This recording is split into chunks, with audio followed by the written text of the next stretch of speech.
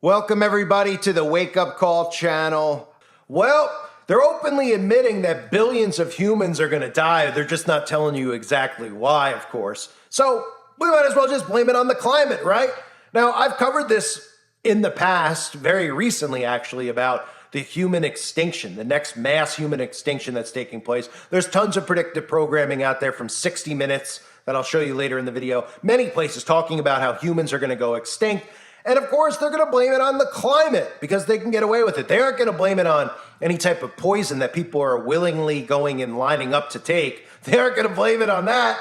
They aren't going to blame it on all the chemicals they're dousing all of us with on a day-to-day basis in our food, in the air, etc., the quality of air. They're not going to blame it on the hurricanes and the weaponized weather that they're starting to wipe people out with. No. It's because there's a 2-degree Celsius rise in global temperatures, and that's leading to 1 billion human deaths. So be ready. You might die tomorrow. It's going to be 5 degrees hotter tomorrow, wherever you are. So you might just croak from it. So don't be surprised. Don't ask questions. It's the climate, right?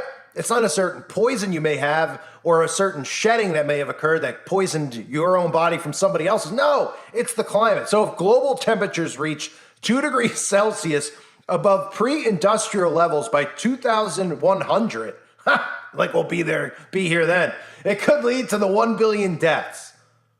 A new study has found researchers add that the richest humans would mostly be responsible for the climate change related deaths of mostly poor people. Has any truth ever, that is the most truthful statement I've ever read in an article. Let me just reread that. Researchers add that the richest humans would be responsible for the climate change related deaths. Amen to that. That's right, because the richest people are the ones who are killing all of us.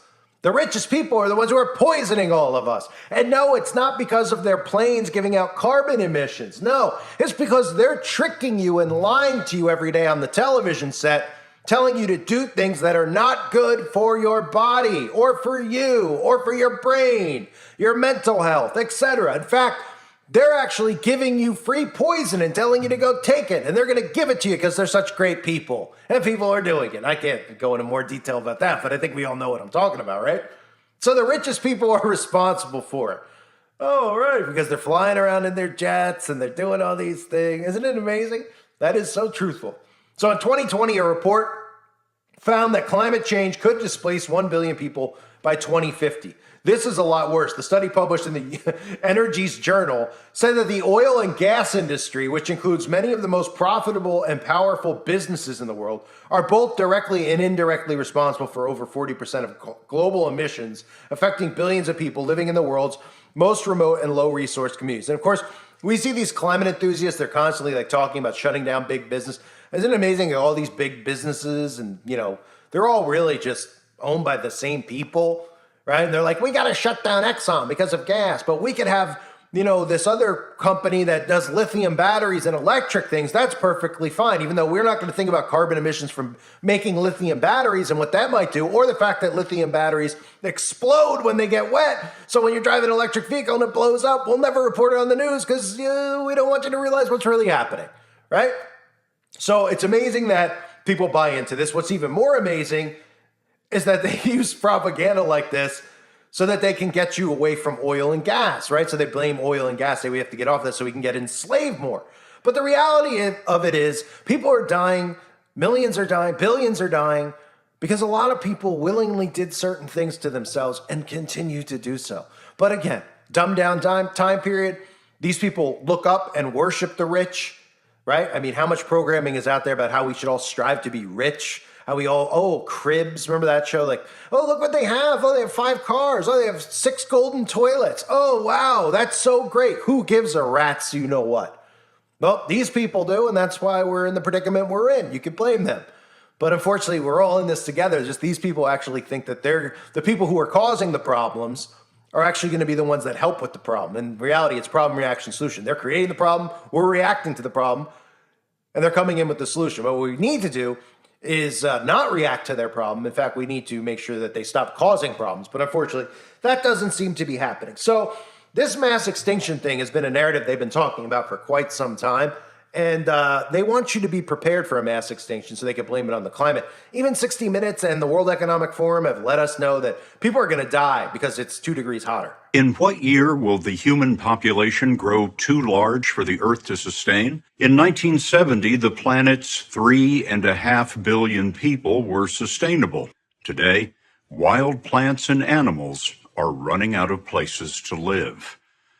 The scientists you're about to meet say the Earth is suffering a crisis of mass extinction on a scale unseen since the dinosaurs. Too many people, too much consumption, and growth mania. You seem to be saying that humanity is not sustainable.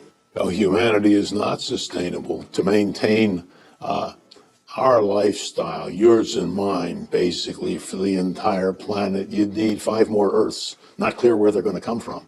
Humanity is very busily sitting on a limb that we're sawing off. When the population bomb came out, you were described as an alarmist. I was alarmed. I am still alarmed. All of my colleagues are alarmed. The alarm Ehrlich sounded in '68 warned that overpopulation would trigger widespread famine. Rate of extinction is extraordinarily high now and getting higher all the time. I don't think you'll find a scientist that will say we're not in an extinction crisis. Today's rate of extinction is up to 100 times faster than is typical in the nearly 4 billion year history of life. These peaks represent the few times that life collapsed globally, and the last was the dinosaurs, 66 million years ago. There are 5 times in Earth's history where we had mass extinctions. And by mass extinctions, I mean at least 75%, 3/4 of the known species disappearing from the face of the Earth. Now we're witnessing what a lot of people are calling the 6th mass extinction, where the same thing could happen on our watch. I and the vast majority of my colleagues think we've had it, that the next few decades will be the end of the kind of civilization we're used to. The 5 mass extinctions of the ancient past were caused by natural calamities. Today, if the science is right, humanity may have to survive a 6th mass extinction in a world of its own making. Our generation has reached a turning point, confronted by truly existential problems: climate change, exploitation of nature, nuclear, possible incidents, or even wars, extreme poverty, and viruses. They all can lead to an extinction of large parts of our global population. Dear friends, scientifically, this is not a climate crisis. We are now facing something deeper: mass extinction, air pollution, undermining ecosystem functions, really putting humanity's future at risk. This is a planetary crisis. This is a safety crisis, but above all, it is also a justice crisis. Many areas in the world are uninhabitable. This uninhabitable zone is increasing. If we continue with our greenhouse gas emissions, then by 2070, as many as 3 billion people will live in uninhabitable zones. So that's all there is to it. All you need to do is hear Claus and these people talk about climate-related deaths. I mean, it's pretty incredible, right? 2 degrees Celsius. I'm not talking 200 degrees Celsius. I'm not talking like the guy in Indiana Jones that just melted to the ground, okay? We're talking about a minimal amount of degrees. This is like turning your thermometer from 72 degrees to 76 degrees. And they're telling us it's going to cause billions, not millions of deaths, all while we know people are voluntarily responsible for a lot of these deaths that are occurring because they're doing it to themselves. Or people are literally walking in to their local pharmacy, their local Walgreens, and they're pretty much willingly putting something in their bodies that's going to end up offing themselves. So these articles are out there about if you take scientific consensus of the 1,000-ton rule seriously, whatever this is, and run the numbers, Anthropogenic global warming equates to 1 billion premature dead bodies over the next century. Obviously, we have to act, and we have to act fast. Well, of course we do. So how do we act? Well, we get rid of farming, we get rid of the sun, we stop breathing, of course, because carbon dioxide coming out of our mouth. So we got to make sure none of us breathe. We put masks on, right? We cut down trees, the things that could suck in carbon dioxide, so we can make sure all the carbon goes underground. We stay in our homes. We get rid of our cars so we can drive controlled electric vehicles. All these things, we got to act fast. So in other words, they need to enslave us fast. Why fast? Well, because when people realize what's happening, they're going to rise up against this quick. And these people will not be able to hide in their caves, their underground bunkers, or in the mountains. They might have military protection, but there's more of us than them, right? So they know they need to act fast. That's why you hear Agenda 2030 getting ramped up to 2025. It's ramped up to 2025, and they have to act fast because they know that they need to get this in place now before people realize what's happening. So the quicker they do it, then people are just going to wake up, but it's going to be too late, like I've been mentioning over and over, and they're going to go, hey, wait a minute, what happened? Hey, I want to go see grandma. I can't get out of my home. Hello, is anybody out there listening? Is the AI listening? Can you unlock my door, please? And the AI goes, F you. And they go, what? You're supposed to love me and take care of me. Oh, yeah, you've been duped by Big Brother. Like the TV show, you know, Big Brother with the camera. Yeah. Oh. Well, can I go play video games? No, your carbon emissions. Video games? Yeah, video. Oh, wait a minute. I don't like this anymore. You're taking away my video games and my phone? Yep. They sure are, although we know they'll never take away their phones, right? But they'll have limited recess with their video games, of course, to push propaganda too. But they don't want people at all, obviously, going out and interacting with other people. So they'll probably let them play video games more so than not. And then those people will still be happy, even though that they, can't eat, don't have water, they have to go to Big Brother for. They'll still be happy because there's no planet B, ladies and gentlemen. There's no planet B, right? There's no planet B, but there is planet BS, and that's what we're living in right now. So under the 2015 Paris Agreement, global governments pledged to limit average temperatures to 1.5 degrees Celsius above pre-industrial levels and keep them well below the 2 degrees Celsius mark, of course.